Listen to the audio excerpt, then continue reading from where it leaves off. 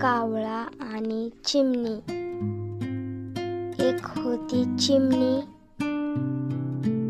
आणि एक होता कावळा. चिमणीचे घर होते मेणाचे.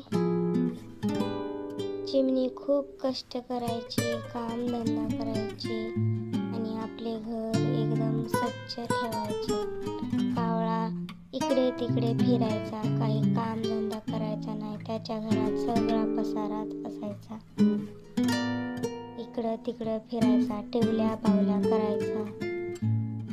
एक दिवस काय झालं, मोठा जोरांचा पाऊस आला, विजांचा गडगडाट सुरू झाला आणि कावळ्याचे घर वाहून गेले. कावळे दादा आपले वाहून जाणाऱ्या घराकडे पाहत विचार करू लागला, आपले घर तर गेले, आता काय करावे. मग तो गेला चिवताईच्या घराकडे. चिवताईच्या दारात उभारला आणि चिवताई चिवताई दार उघड असं म्हणाला. चिवताई घालत होती आपल्या बाळाला आंघोळ. थांब रे दादा, मी माझ्या बाळाला आंघोळ घालते. परत कावळे दादाने चिवताई चिवताई दार उघड. परत चिवताई म्हणाली, थांब रे, माझ्या बाळाला गन पावडर करते.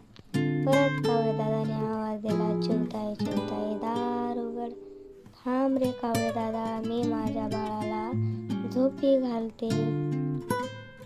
थोड्या वेळाने परत कावळे दादाने आवाज दिला, चिवताई चिवताई दार उघड.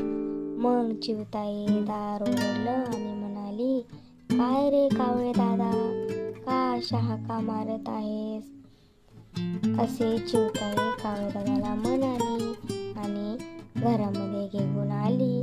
कावळ्याने चिवताईला सांगितले, जोराच्या पावसामध्ये माझे घर वाहून गेले.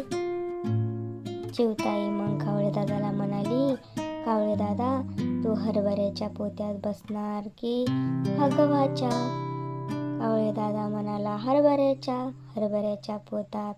कावळे दादा बसला. त्याने रात्रभर हरभरे खाल्ले आणि सगळी घाण घरामध्ये करून ठेवली.